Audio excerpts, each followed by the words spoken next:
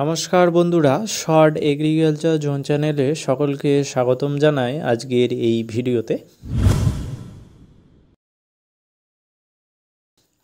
এই ভিডিওতে আমরা ধান চাষের মারাত্মক দুটি সমস্যা নিয়ে আলোচনা করব। এক হচ্ছে মাজরা পোকার আক্রমণ আর দুই হচ্ছে শোষক পোকার আক্রমণ। এই দুই পোকা ধানের ফলনকে কমিয়ে দেয়। ইরি ধান বা আমরা বলি বুড়ো ধান বা আমন ধানই হোক না কেন, এই ধানগুলিতে এই সমস্যাগুলি কিন্তু দেখা যায়। তবে ইরি ধানের ক্ষেত্রে এটা কি হয়, একটু হলেও কম দেখা যায় বা লক্ষ্য করা যায়, আর আমন ধানে এটা একটু বেশি দেখা যায়। সেই ক্ষেত্রে এই পোকাগুলিকে ধান গাছ থেকে তাড়ানোর দ্রুত দমন ব্যবস্থা এবং কোন বিষ স্প্রে করলে এই পোকাগুলোকে তাড়ানো সম্ভব।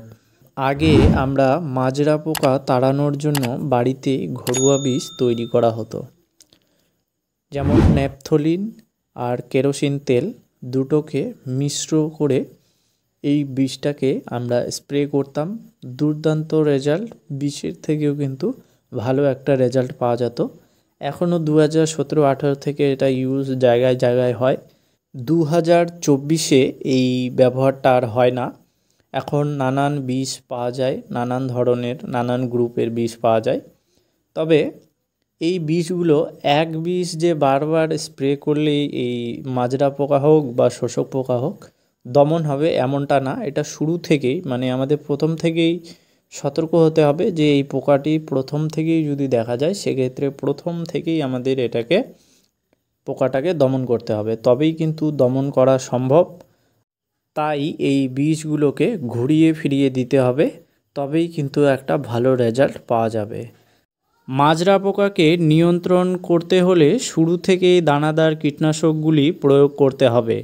না হলে ধান গাছের শীষের গোড়ায় লেদা পোকায় কেটে ফেলার পর যদি শীষগুলো এই রকম সাদা সাদা হয়ে যায়, তাহলে বিষ স্প্রে করে বা দানাদার কীটনাশকগুলি প্রয়োগ করে এই মাজরা পোকাকে কিন্তু তাড়ানো যায় না। সেই ক্ষেত্রে আমাদের শুরু থেকেই দমন ব্যবস্থা নিতে হবে। এই লেদা পোকা ধান গাছের গোড়ায় শীষের ডালটা কেটে ফেলে, যার কারণে এই শীষগুলো সাদা সাদা হয়ে যায়। মাজরা পোকার জন্য প্রথমেই আমরা ব্যবহার করব দানাদার কীটনাশকগুলি। দানাদার কীটনাশকের মধ্যে আমরা প্রথমে যেটা আসে সেটা হচ্ছে সিনজেন্টা কোম্পানির ভিরটাকো। এটা আমরা 33 শতকের বিঘা প্রতিতে 1 কেজি করে ব্যবহার করতে পারি। এরপর যেটা আসে সেটা হচ্ছে বায়ারের রেজেন্ট আলট্রা। এটা আমরা বিঘা প্রতিতে, মানে 33 শতকের বিঘা প্রতিতে আমরা 1500 গ্রাম করে দেব রেজেন্ট আলট্রা।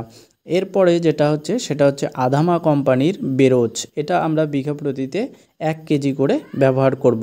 তোমরা চাইলে এফএমসি কোম্পানির ফাটেরাও ব্যবহার করতে পারো। এই কীটনাশকগুলির মধ্যে যে কোনো একটি কীটনাশক আমরা চাইলে দিতে পারি, অথবা আপনাদের কাছে যেই কীটনাশকে পাওয়া যাক না কেন সেই কীটনাশকগুলি আপনারা চাইলে দিতে পারেন। কিন্তু আমার মতে এই সব কীটনাশক কিন্তু ভালো একটা কাজ করে, যার কারণে আপনাদের বলা। তো এই যে কীটনাশকগুলি আমরা দেব, এটা হচ্ছে গাছ লাগানোর 35 দিন পর অথবা গর্ভ অবস্থায় এই কীটনাশকগুলি, দানাদার কীটনাশকগুলি ব্যবহার করব। এরপর দ্বিতীয় অবস্থায় আমরা কিন্তু বিষ স্প্রে করব। যেটা আমরা করব সেটা হচ্ছে আমরা কুরাজেন দিতে পারি, অথবা ইনসিপিও বা প্রোফেক্স দিতে পারি। এই বীজগুলো যদি আমরা ঘুরিয়ে ফিরিয়ে ব্যবহার করি তাহলেই কিন্তু ভালো রেজাল্ট পাওয়া যাবে। শোষক পোকা বা বিপিএইচের জন্য আমরা কি করব? প্রথমেই আমাদের দেখতে হবে যে গাছে 1-2টো যদি শোষক পোকা থাকে সেই ক্ষেত্রে বিষ দেওয়ার কোনো প্রয়োজন নেই। যদি অধিক হয় সেক্ষেত্রে আমরা বিষ স্প্রে করব। কিন্তু যেই জমিতে শোষক পোকা বা বিপিএইচ থাকবে সেই জমিতে আমরা কি করব, জমির জলটা বের করে দেওয়ার ব্যবস্থা করব। যদি বের করে দেওয়ার ব্যবস্থা থাকে তাহলে ভালো হয়। এই জলের সাথে আমরা এই বিপিএইচ বা এই শোষক পোকাটা কিন্তু বের হয়ে যায়। এর ফলে অনেকাংশেই কম হয় এবং ধীরে ধীরে এই পোকাগুলি মারা যায়। তো এতে কি হবে, বিষটা স্প্রে করতে হবে না। আর যদি এই ব্যবস্থাটা না থাকে সেই ক্ষেত্রে আমরা বিষ স্প্রে করতে পারি। আমরা পেক্সালোন আমরা স্প্রে করব। পেক্সালোন আমরা 15 লিটার জলে 5 ml করে স্প্রে করব। এটা যদি আমাদের হাতের কাছে না থাকে সেক্ষেত্রে আমরা চেস ব্যবহার করতে পারি। এই সমস্ত বিষগুলো আমরা স্প্রে করার পর ভালো একটা রেজাল্ট পাবো আশা করছি, এবং দুর্দান্ত রেজাল্ট তো রয়েছে, কিন্তু জায়গায় জায়গায় কিভাবে কাজ করবে সেটা বলতে পারলাম না। কিন্তু এই যে আমরা অধিক বিষ স্প্রে করব না, এতে আমাদেরই ক্ষতি বা জমির ক্ষতি। তো বন্ধুরা, আজকের ভিডিও এতটুকুই। ভিডিও ভালো লাগলে অবশ্যই চ্যানেলটি সাবস্ক্রাইব করবেন। দেখা হচ্ছে নতুন ভিডিও। ধন্যবাদ।